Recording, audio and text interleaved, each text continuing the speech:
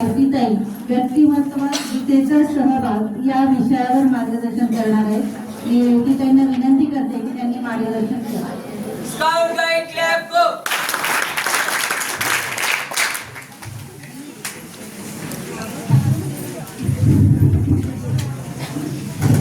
सगळ्यात आधी आपण एक कृष्णाचा श्लोक म्हणूया आणि मग आपण गीतेबद्दल जाणून घेऊ।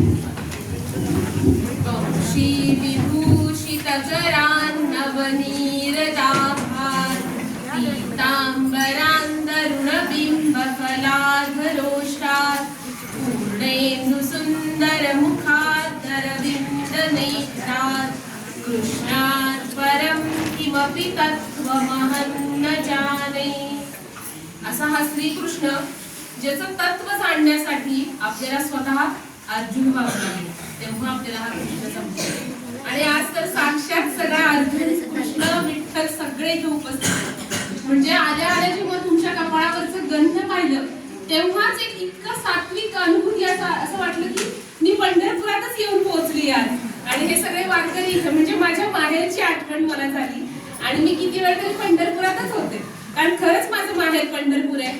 आणि तुमच्या सगळ्यामध्ये मला आज पांडुरंग दिसत होता आणि त्यात स्नेहलताईंनी आणि आदरणीय रानडे काकूंमुळे आज गीता जयंती आणि गीतेवर बोलण्याची मला इथे संधी मिळाली, म्हणून मी त्या दोघींचे खरंच म्हणजे मनापासून आभार मानते। कारण गीता म्हटलं की मला किती बोलू आणि किती नाही असं होतं आणि ती संधी मला मिळाली, म्हणून मी सगळ्यांचेच आभार मानते आणि गीतेबद्दल जे काही माझं थोडंफार प्रेम आहे ते व्यक्त करण्याचा प्रयत्न करते। सगळ्यात पहिल्यांदा गीता जयंती म्हणजे आज आहे मोक्षदा एकादशी आणि म्हणूनच म्हटलं एकादशी पांडुरंग आणि आज हे सगळे पांडुरंग बघून माझं मन इतकं आनंदित झालं की मी सगळ्यामध्ये मला पांडुरंगाचं दर्शन आज घडत होतं। तर मोक्षदा एकादशी, मोक्ष हा शब्द जर आपण घेतला तर मो प्लस क्ष। मो म्हणजे काय? मोह आणि क्ष म्हणजे क्षय। मोहाचा क्षय जिथं होतो तिथं मोक्ष होतो। मोक्ष म्हणजे मुक्ती, सगळ्यापासून निवृत्त होणे म्हणजे मोक्ष। मग आपल्याला कशापासून निवृत्त व्हायचंय?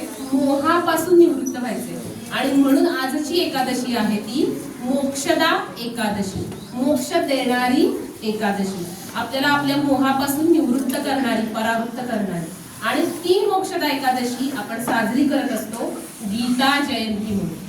गीता जयंती बोरसे मॅडमनी खूपच सुंदर सगळा अर्थ आपल्याला सांगितला की गीता जयंती आपण का साजरी करतो।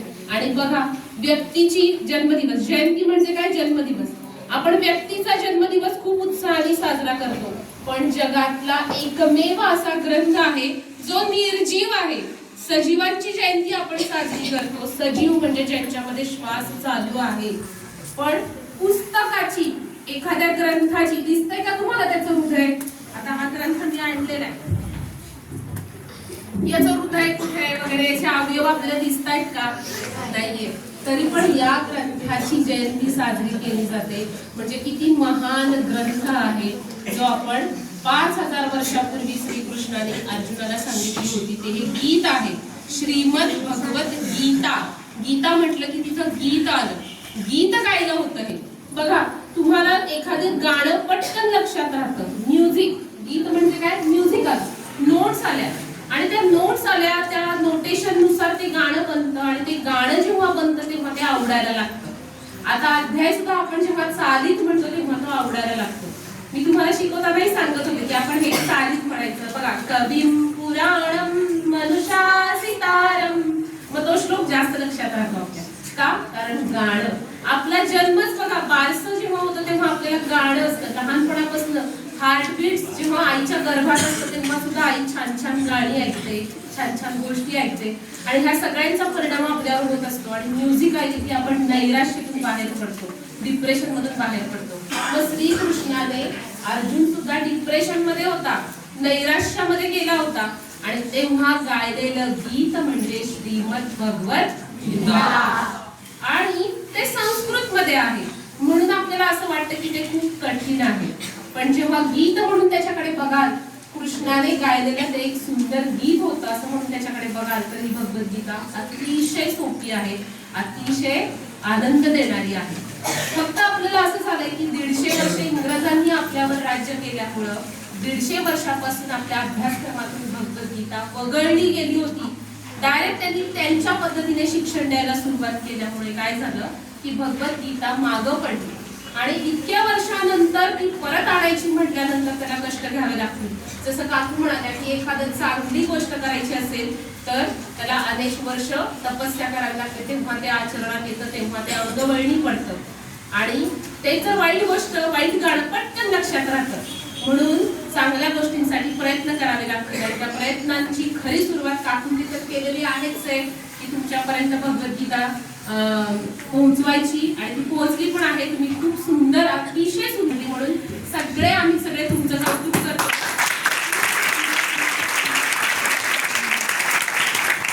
आणि त्यातही तुम्ही आमचं स्वागत संस्कृत मध्ये केलं, तुम्ही ईशस्तवन संस्कृत मध्ये केलं, ते बघूनच खूप छान वाटलं. अतिशय सुंदर उच्चारामध्ये तुम्ही आमचं स्वागत केलं. वातावरणच असं वाटत होतं की मी कुठेतरी श्रीकृष्णाच्या काळामध्ये सांदीपनी ऋषींच्या आश्रमात आहे की काय अशी अनुभूती असं येत होती की म्हणजे मराठी तर आहेच आहे आपली, मराठीला अभिजात दर्जाही मिळाला आहे, मराठी आपण बोलतो, पण संस्कृत मध्ये हे सगळं स्वागत, संस्कृत मध्ये ईशस्तवन हे सगळं बघून खरंच त्या आश्रमाची गुरुकुलाची आठवण आज मला झाली आणि खरंच असं वाटायला लागलं की आपले ते जुने दिवस परत येणार आहेत.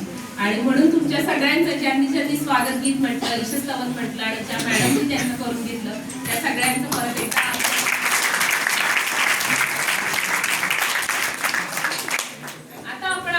मूळ विषयाकडे वळूया. आपला विषय आहे भगवद्गीतेची आपल्या व्यक्तिमत्वामध्ये, आपल्या व्यक्तिमत्व विकासामध्ये गरज. पर्सनॅलिटी डेव्हलपमेंट मध्ये आपण भगवद्गीतेचा रोल काय, role of Bhagavad Gita in personality development, व्यक्तिमत्व विकासात भगवद्गीतेची भूमिका. का शिकायची भगवद्गीता? आपल्याला सगळ्यांना कळलं की ग्रंथाची जयंती आपण साजरी करतो, त्याचा वाढदिवस साजरा करतो, म्हणजे हे किती महत्वाचा ग्रंथ आहे. याच ग्रंथाची जयंती का साजरी करतो, का एवढा महत्वाचा आहे? कारण हे एक शास्त्र आहे. It is a science. आत्ताचा जो काळ आहे तो प्रत्येक गोष्टीमध्ये विचारतो याच्या मागचं सायन्स काय, रिझन काय, तत्व काय. आणि श्रीकृष्ण भगवद्गीतेमध्ये हे तत्व सांगतात. म्हणून या ग्रंथाचा आपण अभ्यास करायचा आहे, कारण आपलं व्यक्तिमत्व ही भगवद्गीता घडवत असते. आपण जेव्हा जन्मतो, आपला जेव्हा जन्म होतो तेव्हा आपल्या आई वडिलांकडून आपल्याला मिळतो तो आपला चेहरा. आपण उंच असावं का बुटका असावं, आपलं काळं असावं का गोरं असावं, नाक सरळ असावं का कसं असावं, जे काही सगळं ठरतं ते असतं आपण आपल्या आई वडिलांकडनं पिढीजात घेऊन आलेले संस्कार. पण व्यक्तिमत्व हे घडवायचं काम कोण करते तर भगवद्गीता. व्यक्तित्व आणि व्यक्तिमत्व, पर्सोना आपण घेऊन आलेला असतो आणि नंतर आपल्या आयुष्यात बनते ती पर्सनॅलिटी, की माझं व्यक्तिमत्व कसं असावं, मी उंच असावं का नाही, मी गोरं असावं का नाही, मी काळं असावं का नाही, हे सगळं ठरतं आपण जन्मजात घेऊन येतो. पण मी परत एकदा सांगते सगळ्यांना की जर आपण याचा आधार घेतला तर आपलं घडणार आहे ते व्यक्तिमत्व. आणि हे व्यक्तिमत्व घडण्यासाठी याच्यातला अक्षर ना अक्षर जर आपण समजावून घेतला तर आपण आयुष्यामध्ये आपलं व्यक्तिमत्व घडवू शकतो. आणि हे व्यक्तिमत्व घडवण्यासाठी अनेक शास्त्रज्ञांनी, आता मला सांगा डॉक्टर होमी भाभा यांचं नाव तुम्ही ऐकलंय का? हा, डॉक्टर होमी भाभा यांनी अनेक प्रयोग केले, अनेक सिद्धांत मांडले आणि तेव्हा त्यांनी सुद्धा या भगवद्गीतेचा, म्हणजे भगवद्गीता ही काही फक्त म्हातारपणी वाचण्याची गोष्ट नाहीये, पण मध्या काळामध्ये असा काही समज होत गेला की हे जे ग्रंथ आहेत ज्ञानेश्वरी, भगवद्गीता, भागवत, उपनिषद, वेद, हे सगळं निवांतपणी आपलं वय झाल्यानंतर करायची कामं आहेत. आता आपल्याला त्याच्यासाठी वेळ नाही, म्हणून हे ग्रंथ मागे पडत गेले आणि त्याचा अभ्यास करणं सुद्धा बंद केलं गेलं. पण ऍक्च्युली याची गरज आत्ता आहे, तरुणपणी आहे. कारण तरुणपणी आपल्याला संघर्ष करावा लागतो. आता तुम्हाला तुमच्या या वयामध्ये संघर्ष करावा लागतोय, तरुणांना संघर्ष करावा लागतोय आणि म्हातारपणी आपले अवयव गलित गात्र झाल्यानंतर आपण अंथरुणातून उठू शकणार नाही. अशा वेळी जर भगवद्गीता वाचायला सुरुवात केली तर त्या भगवद्गीतेमध्ये जे सांगितलंय, जे सायन्स आहे, जे तत्व आहे, ते आपण वापरू शकणार आहोत का? आणि तेव्हा व्यक्तिमत्व घडणार आहे का आपलं? म्हणून आता आपल्याला गरज आहे आपलं व्यक्तिमत्व घडून येणाऱ्या प्रत्येक संघर्षाला आपण कसं सामोरं जातं हे घडण्यासाठी श्रीकृष्णाने अर्जुनाला गीता सांगितली. जर तुम्ही हे पुस्तक पाहिलं तर याच्यामध्ये श्रीकृष्ण म्हातारा दिसतोय का तरुण आहे? आणि अर्जुन कसा आहे? म्हातारा आहे. तरुण आहे. तरुण आहे ना? दिसतोय ना सगळ्यांना? बघा व्यवस्थित बघा, वाटलं दिसत नसेल, जो कोणी म्हटलं असेल म्हातारा आहे तर बघा अतिशय तरुण आहे. म्हणजे श्रीकृष्णाची भगवद्गीता सांगणारा श्रीकृष्ण तरुण होता आणि ऐकणारा अर्जुन तरुण होता. तर ही भगवद्गीता आपण म्हातारपणे अभ्यासायची का तरुणपणे अभ्यासायची? म्हणून जर कोणी म्हटलं की भगवद्गीता ही सगळं झाल्यावर वय झाल्यावर अभ्यास करायची असेल तर त्याला उत्तर द्या, भगवद्गीता सांगणारा श्रीकृष्ण तरुण होता आणि ऐकणारा अर्जुन तरुण होता. त्यामुळे भगवद्गीतेचा अभ्यास हा तरुणपणी म्हणजे बालवयापासूनच करायला हवा. कारण याच्यातले जे संस्कार आहेत ते आपल्याला आयुष्यात उपयोगी पडणार आहेत. आणि म्हणून पर्सनॅलिटी डेव्हलपमेंट मध्ये भगवद्गीतेचा खूप मोठा रोल आहे, खूप मोठी भूमिका आहे. आता मी तुम्हाला एक छोटीशी गोष्ट सांगते. स्वामी विवेकानंद यांचं लहानपणीचं नाव काय होतं? नरेंद्र. जेव्हा नरेंद्र छोटा होता, की तुमच्यासारखा लहान होता, दुसरी तिसरी चौथीतला असेल, त्याचे वडील न्यायाधीश होते, कोर्टामध्ये कामाला होते, कोर्टामध्ये वकील होते. तर तेव्हा त्या काळी गाड्यांचा शोध नव्हता, त्याच्यामुळे ते रोज टांग्यामधून जायचे. आणि नरेंद्र रोज बघायचा की तो टांगा या विशिष्ट टायमिंगला 10-10:30च्या टायमिंगला, ऑफिस टायमिंगला ते टांगेवाला येतात. आपल्या घराच्या दारात तो टांगा थांबतो. त्यानंतर ते टांगेवाले काका उतरतात, आपल्या वडिलांची बॅग घेतात आणि परत टांग्यामध्ये ठेवतात. मग आपले वडील असं मस्त तो सूट वगैरे घालून टांग्यामध्ये बसतात आणि मग तो टांगेवाला असं छान टुक करत ऑफिसमध्ये घेऊन जातात. रोज नरेंद्र बघायचा. आता लहानपणी मला कुठल्या गोष्टीचं अट्रॅक्शन असतं आपण सांगू शकत नाही, काही आवडू शकतं आपल्याला. तसं नरेंद्रला ते आवडायचं. रोज आपले बाबा मस्त त्या टांग्यामध्ये बसून जातात आपले वडील. मग एके दिवशी अशीच एक पार्टी होती, बर्थडे पार्टी, वाढदिवस पार्टी असते आणि सगळेजण जमलेले असतात. आणि मग त्या वाढदिवसाच्या त्या फंक्शन मध्ये कुणीतरी नरेंद्रला जवळ बोलवतं. आता बघ आपणही जातो कार्यक्रमाला, कुणीतरी आपल्याला काका बोलवतात जवळ, कोणी काकू बोलवतात जवळ आणि विचारतात तुझं नाव काय, काय कितवीला आहे, आणि मग नंतर विचारतात तुला मोठेपणी काय व्हायचंय, विचारतात की नाही. मग तसं नरेंद्रला एक जणांनी विचारलं तुला मोठेपणी काय व्हायचंय त्या वाढदिवसाच्या पार्टीमध्ये, बरं का. मग नरेंद्र म्हटला मला टांगेवाला व्हायचं. मला टांगेवाला व्हायचं. मग तेव्हा आईने ऐकलं टांगेवाला व्हायचंय, पण तरी आई तिथे काहीच बोलली नाही बरं का. कारण मुलांच्या मनामध्ये काय असतं ते फक्त मुलंच जाणू शकतात. मग पण आईला तर म्हणजे आश्चर्य वाटलं, हा असं कसं म्हणतो टांगेवाला. काही दिवसांनी घरी आल्यानंतर 1-2 दिवस गेल्यानंतर आई त्याला जवळ घेते आणि त्याला विचारते तू वाढदिवसाच्या पार्टीमध्ये आपण गेलो होतो आणि त्या काकांनी तुला विचारलं तुला मोठेपणी काय व्हायचंय, मग तू काय उत्तर दिलंस? टांगेवाला. तुला टांगेवाला का व्हायचंय? मग तो म्हणतो किती छान असतं ना टांगेवाला, मस्त घोडा, मस्त ते असं तो मागे टांगा असतो यायचं आणि असं तो दोरा हातामध्ये घ्यायचा, असा तो दोरा आणि घोडा असं जायचं, किती मस्त येते, म्हणून मला टांगेवाला व्हायचं. मग त्याची आई असते बघा, जसं आता काकूंनी सांगितलं वंदे मातरम, भारत मातेला काय म्हटलंय? माता म्हटली. पिता का नाही म्हटलं? विचार केलाय का कधी? कारण पित्यामध्ये आणि मात्यामध्ये खूप अंतर आहे. माता ही बघा जेव्हा आई गर्भवती राहते तेव्हापासून त्या बाळाचा विचार तिच्या पोटामध्ये असतो, पोटात असल्यापासून तिच्या डोक्यात असतं.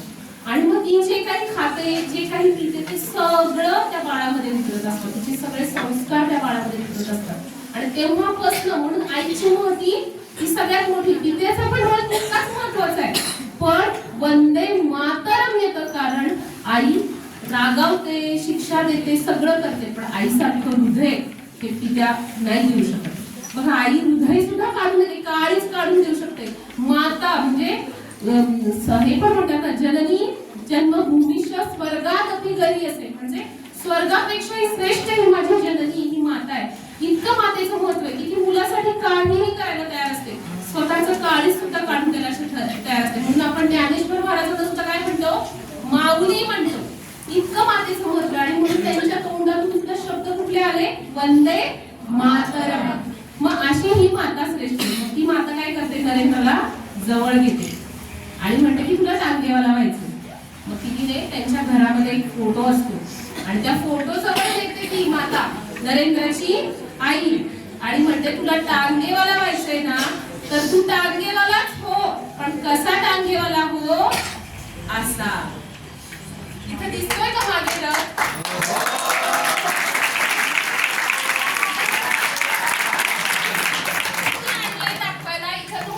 मागे दिसतो इथे श्रीकृष्ण रथातून उतरले आणि मग म्हणून मी दुसरं पुस्तक तुम्हाला दाखवायला आणलंय.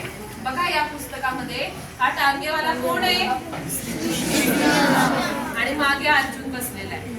मग तेव्हा नरेंद्रची आई त्याला काय म्हणते, नरेंद्र तुला टांगेवाला पाहिजे ना, तर असा टांगेवाला हो. बरोबर आहे.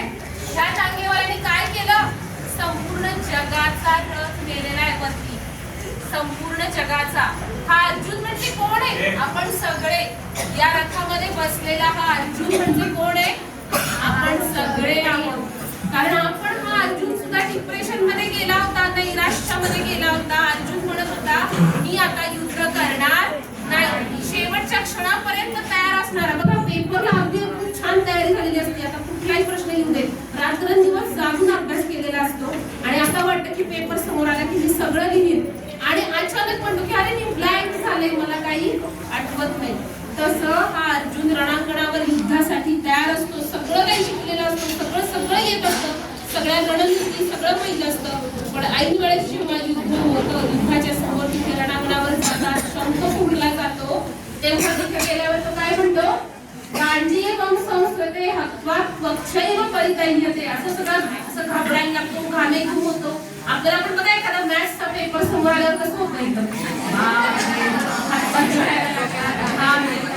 अशी अर्जुनाची अवस्था तिथं होते. आणि मग अर्जुन काय करतो, ते धनुष्य टाकून देतो आणि म्हणतो मी युद्ध करणार नाही. म्हणून पहिला अध्याय अर्जुन विषाद योग. विषाद म्हणजे दुःख, पण महापुरुषांना जे होतं ते महान दुःख असतं, म्हणून त्याचा विषाद योग झाला. अर्जुन विषाद योग. हे सगळं आपला पहिला अध्याय म्हणजे आपण आहे. आपल्या दैनंदिन जीवनामध्ये अनेक अडचणी येतात. अनेक वेळा आपण म्हणतो हे करू का ते करू, असं करू का तसं करू, द्विधा मनस्थिती आपली होते. आणि अशा वेळी आपल्याला गाईड कोण करतो, श्रीकृष्ण. आणि म्हणून नरेंद्रची आई नरेंद्रला म्हणाली की तू कसा बनशील, असा अर्जुन बन, असा श्रीकृष्ण बन, असा टांगेवाला बन की जो आयुष्यभर तुझ्या आयुष्याचा, तुझ्या लाईफचा रथ पुढे पुढे नेऊ शकेल. आणि म्हणून मग विवेकानंद झाले. नरेंद्राचे कोण बनले, स्वामी विवेकानंद. आणि ते आपल्या भारताचं प्रतिनिधित्व करायला कुठे गेले होते, शिकागोला गेले होते. आणि तिथे गेल्यावरही सगळ्या सर्व राष्ट्रातल्या प्रत्येकाने आपला आपला ग्रंथ खाली ठेवलेला होता. हा एक ग्रंथ, त्याच्यावर दुसरा ग्रंथ, त्याच्यावर तिसऱ्या राष्ट्राचा, त्याच्यावर पुढच्या राष्ट्राचा, त्याच्यावर आणखी एका राष्ट्राचा, आणि सगळ्यांचे ग्रंथ होते. मग तेव्हा तिथे काय झाले, शिकागोला विश्व परिषद होती आणि त्या परिषदेमध्ये तिथे काय केलं, फक्त खालचा एक ग्रंथ आपला जो भगवद्गीता छोटासा ग्रंथ होता तो काढला गेला. वरचे सगळे ग्रंथ खाली पडले. म्हणजे सगळ्यांचा पाया काय आहे, बेस महत्वाचा आहे. आणि म्हणून तुमच्या आयुष्यामध्ये जर तुम्हाला पर्सनॅलिटी डेव्हलपमेंट करायची असेल तर कशाचा आधार पाहिजे, भगवद्गीता आधार पाहिजे. कारण अर्जुन सुद्धा संकटात पडला, मी यांना कसं काय मारू, युद्धाची सगळी तयारी झाली, मी असं करेल तसं करेल, मी असं करेल तसं करेल. पण तिथं गेल्यानंतर म्हटलं की मारणार नाही आणि धनुष्य खाली टाकून दिलं. आणि तेव्हा भगवंताने गीता सांगायला सुरुवात केली, म्हणजे उठ आणि युद्धाला लाग, तुलाच युद्ध करायचं आहे. आणि हेच आपलं सायन्स पण सांगतं की तुम्ही जे काही ठरवाल तुमचा निर्णय तुम्ही घेतला पाहिजे. म्हणून डॉक्टर होमी बाबा यांनी सुद्धा स्वतः असं सांगितलेलं आहे की ते त्यांच्या आईला काय म्हणतात, जगदविख्यात अणुशास्त्रज्ञ होते. होमी बाबा कोण होते, जगदविख्यात अणुशास्त्रज्ञ. अणु म्हणजे ॲटम, ॲटमचा शोध लावणारे. त्यांनी वयाच्या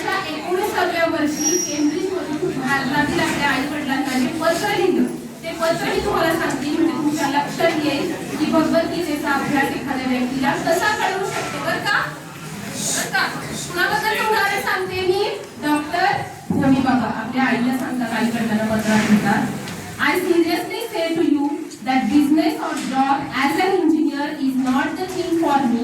It is totally foreign to my nature and radically opposed to my temperament and opinion. Physics is my line. त्यांचा इंटरेस्ट कशात होता? फिजिक्स मध्ये. Physics is my line. I know I shall do great things here. My success will not depend on what A or B thinks of me. My success will be what I make of my work. माझ्या कामातून मी जे निर्माण करेन ते माझं यश आहे, ते माझं सक्सेस आहे. कोणी माझ्याबद्दल काय म्हटलं, मी इंजिनियर व्हावं की डॉक्टर व्हावं हे महत्वाचं नाहीये. My line is physics. त्यांची लाईन त्यांनी ठरवली होती फिजिक्स. हा कॉन्फिडन्स कुठून आला? भगवद्गीतेतून. I am burning with a desire to do physics. Burning with a desire, माझी इच्छा आहे की मला फिजिक्सच करायचंय. I will and must do it sometime. It is my only ambition. I have no desire to be successful man or head of a big firm. There are intelligent people who like that and let them do it. I therefore earnestly implore to let me do physics. मला physics करू द्या. हे आपल्या आई वडिलांना लिहिणारं पत्र होतं की मला फिजिक्सच करायचंय. आणि ही दिशा ठरवणारी भगवद्गीता होती, त्यांना गाईड करणारी भगवद्गीता होती. ते सरळ म्हणतात, स्पष्टपणे म्हणतात, I know quite clearly what I want out of my life. Life and emotions are the only thing I'm conscious about. I love my consciousness of life and I want as much as I can get. But the span of my life is limited. What comes after death one does not know or not to do care. Since therefore I cannot increase the content of my life by increasing its duration, it will increase my intensity. म्हणजे आपल्या लाईफची intensity महत्वाची. माझं life किती वर्ष आहे हे महत्वाचं नाहीये, पण त्या वर्षामध्ये मी किती इंटेन्स जगतो हे महत्वाचं आहे. आणि म्हणून मला फिजिक्स करू दे हे सांगणारा भगवद्गीतेतला 6वा अध्याय जो आपल्याला श्लोकामध्ये सांगतो, उद्धरेदात मनात्मानम आत्मानम मवसादये. म्हणजे तुझा उद्धार तुलाच करायचा आहे, तुझ्यासाठी दुसरं कोणीही येणार नाही. आता आपण परत काही समज करून घेतो की श्रीकृष्ण रथ चालवतोय आणि अर्जुन बसलेला आहे, म्हणजे श्रीकृष्ण आपलं सगळं करेल नाही. श्रीकृष्ण काहीही करणार नाही. करायचं कुणाला आहे? मलाच करायचंय. मीच अर्जुन आहे, मलाच शस्त्र उचलायचंय. श्रीकृष्णाने कुठेही युद्धामध्ये धनुष्यबाण उचललेला दिसतोय का? गदा उचललेली दिसतीये का? बाण आहे त्याच्या हातात का? कुठले शस्त्र घेतलंय का? तो सरळ म्हणाला होता, न धरी शस्त्र करी युक्ती सांगेन चारा. मी फक्त तुला युक्ती सांगेन, तुलाच लढायचंय. तसं आयुष्यामध्ये जी काही संकट येतील तर त्याच्यामध्ये तुलाच लढायचंय. तुमच्या आयुष्यामध्ये आज तुम्ही पर्सनॅलिटी डेव्हलपमेंट करायची असेल तर तुमच्या पर्सनल तुमचं व्यक्तिमत्व घडवायचं असेल तर याच्यातला प्रत्येक अध्याय, प्रत्येक श्लोक तुमच्यासाठी इतका महत्वाचा आहे. प्रत्येक अध्याय आपल्याला काही ना काहीतरी शिकवतो. प्रत्येक अध्याय म्हणजे उदाहरणार्थ पहिला अध्याय जर घेतला तर अर्जुन विषाद योग आपल्याला सांगतो,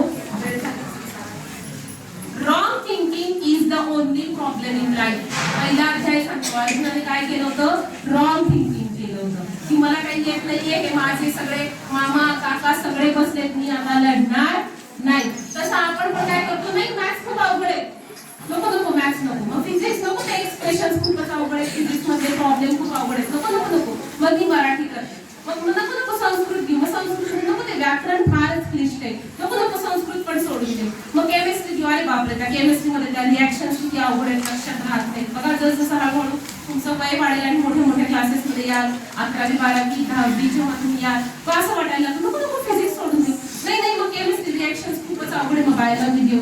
बायोलॉजीमध्ये झुलॉजी फार सोपं आहे, त्याच्यामध्ये वनस्पती शास्त्राचा अभ्यास आहे, मग ते करू.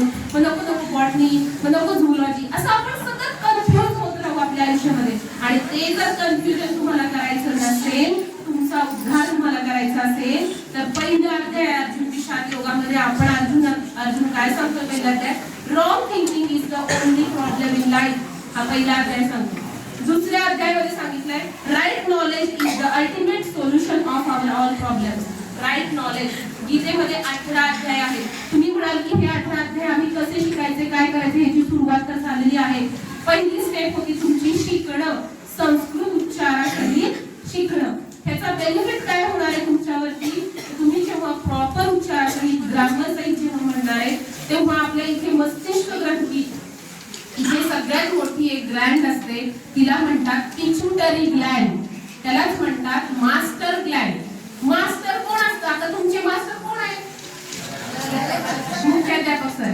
ते सूचना देतात त्यानुसार तुमचे शिक्षक सगळं करतात. किंवा आता मॅडम असतील, नवीन मॅडम मुख्याध्यापिका मॅडम, त्या सांगतात त्यानुसार सगळे शिक्षक त्या सूचना फॉलो करतात आणि त्या सूचना तुम्हाला शिक्षक शाळेत वर्गात सांगतात की आपल्याला आज शाळा 10 वाजता आहे, आज आपल्या जयंतीचा कार्यक्रम आहे, आपल्याला 10 वाजता कार्यक्रम करायचा आहे. हे शिक्षक तुम्हाला सांगतात. तर आधी हे सगळं कोणी ठरवलेलं असतं?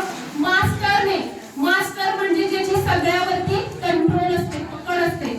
मुख्याध्यापक म्हणजे मास्टर रोल असतो. त्यांच्याकडनं सूचना येतात शिक्षकांपर्यंत, शिक्षिकांपर्यंत आणि त्यांच्याकडनं त्या तुमच्यापर्यंत येतात.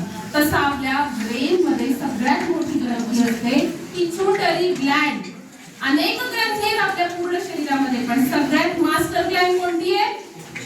Pituitary Gland. तुम्ही मराठीमध्ये त्याला पीयूषिका ग्रंथी म्हणत असाल. आणि ती ग्लँड आहे ना, ती सगळ्या ग्लँडवर कंट्रोल ठेवत असते. जसं मुख्याध्यापिका सगळ्यांवर कंट्रोल ठेवतात तसं ही ग्लँड सगळ्या शरीरातल्या ग्लँडवर कंट्रोल ठेवत असते. आणि ह्या ग्लँडचं काम जर चांगलं झालं तर शरीरातल्या प्रत्येक ग्रंथींचं काम चांगलं होत असतं. जेव्हा तुम्ही शुद्ध उच्चारासहित भगवद्गीता म्हणणार, एक एक अध्याय म्हणणार, तेव्हा या ग्रंथीचं काम चांगलं होत असतं. म्हणून तुम्ही सगळ्यात पहिली स्टेप शुद्ध उच्चारासहित ते वाचायला शिकावं. वाचल्यानंतर मग पुढची स्टेप आहे तुम्ही त्याचा अर्थ समजून घ्यायला शिका. आणि मग हे 16 अध्याय डिव्हाइड झालेले आहेत 3 भागामध्ये.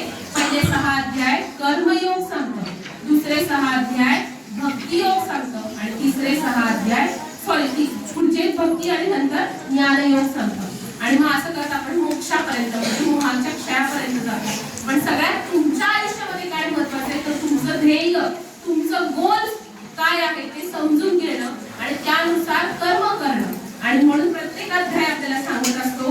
म्हणजे इव्हन आपण जर आता पाहिलं की प्रत्येक अध्यायामध्ये आता 3रा अध्याय सांगतो selflessness is the only way to progress and prosperity. 4था अध्याय सांगतो every act can be act of prayer. त्यानंतर अगदी महत्त्वाचा म्हणजे 12वा अध्याय सांगतो absorb your mind in the higher. आणि शेवटचा अध्याय सांगतो let us move to the union with God. म्हणजे आपल्या आतली शक्ती ओळखायची, कर्म करायचं, पण ते निष्काम कर्म करायचं. कर्मण्येवाधिकार असते मा फलेषु कदाचन मा कर्मफल हेतुः मा ते संगोऽस्त्व कर्मणि. म्हणजे आपल्या हातात चांगला अभ्यास करणं, हार्डवर्क करणं, चांगल्या दिशेने वाटचाल करणं, चांगलं ध्येय ठरवणं हे आहे. वाईट मार्गापासून प्रवृत्त होणं हे सगळं तुम्हाला कधी जमेल? कधी जमेल? भगवद्गीतेच्या अभ्यासातून. आणि त्यातलं तुमचं काय घडणार आहे? व्यक्तिमत्व विकास होणार आहे. आणि म्हणून भगवद्गीता तुमच्या आयुष्यात आली. तुम्ही इतक्या लवकर भगवद्गीतेच्या अभ्यासाला लागला तर आता हा मार्ग सोडायचा नाही. आज गीता जयंती दिवशी भगवान श्रीकृष्णासमोर प्रॉमिस घ्यायचं की मी तिथून भगवद्गीता माझ्या आयुष्यात आली तर मी ती कधीही सोडणार नाही. पूर्ण 18च्या 18 अध्याय शिकेल व्यवस्थित प्रॉपर उच्चारासहित. तेव्हा माझी काय होईल? मास्टर ग्लँड एकदम ऍक्टिव्ह होईल. त्यामुळे माझी काय डेव्हलपमेंट होईल? पर्सनॅलिटी डेव्हलपमेंट होईल. मी अर्थासहित भगवद्गीता जाणून घेईल आणि मी माझ्या आयुष्यामध्ये सक्सेसफुल बनेल. आणि म्हणून अशी एक भगवद्गीता आहे बघा इथे दिले मुलांच्या अभ्यासक्रमात भगवद्गीता. आणि ही भगवद्गीता जर उपलब्ध झाली तर मी तुम्हाला ज्यांची इच्छा असेल त्यांच्यासाठी मी अवेलेबल करून देईल. याच्यामध्ये लोकमान्य टिळकांनी जो ग्रंथ लिहिलाय गीता रहस्य, ते जेव्हा स्वातंत्र्यासाठी काम करत होते तेव्हा मंडालेच्या तुरुंगात त्याची गीता रहस्य लिहिला. म्हणजे लोकमान्य टिळकांना सुद्धा असंच वाटलं ना की भगवद्गीतेचा अभ्यासच आपल्याला ह्या लेखनातून तारून देणार आहे. त्यानंतर गीताई विनोबा भावेंनी लिहिली. गीताई ही गीता संस्कृत मध्ये होती आणि विनोबा भावेंची आई म्हणायची की मला संस्कृत काही समजत नाही, मला संस्कृत समजत नाही. तेव्हा विनोबा भावे लहानपणी म्हणाले तुम्ही जेव्हा मोठा होईल तेव्हा आई तुझ्यासाठी ही भगवद्गीता मराठीमध्ये करेल. म्हणून विनोबा भावेंनी मराठी भगवद्गीता केली, ती झाली गीताई. तर या पुस्तकामध्ये तीन भाग म्हणतात ऐकून घ्या. तुम्हाला पर्सनॅलिटी डेव्हलपमेंट करायचे म्हणजे आत्मसंयम पाहिजे. म्हणजे 6व्या अध्यायात याचं महत्व सांगितलंय.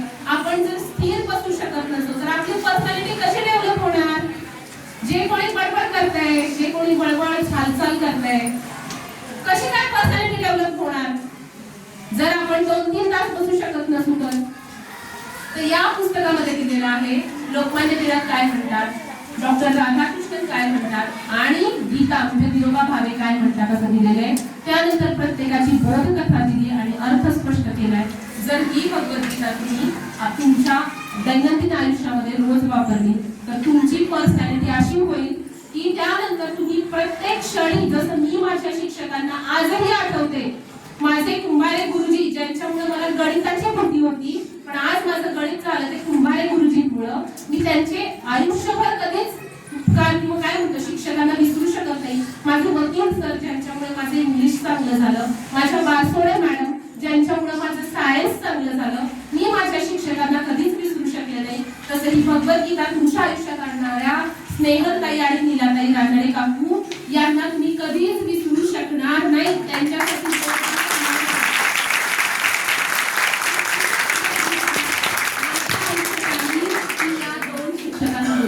आणि म्हणून तुम्ही भगवद्गीतेचा अभ्यास करा आणि आयुष्यात पर्सनॅलिटी डेव्हलप करा, तुमचा व्यक्तिमत्व विकास करा. कारण जिथे कृष्ण असतो तिथे विजय असतो. आणि म्हणून एवढंच म्हणते, यत्र योगेश्वर कृष्णो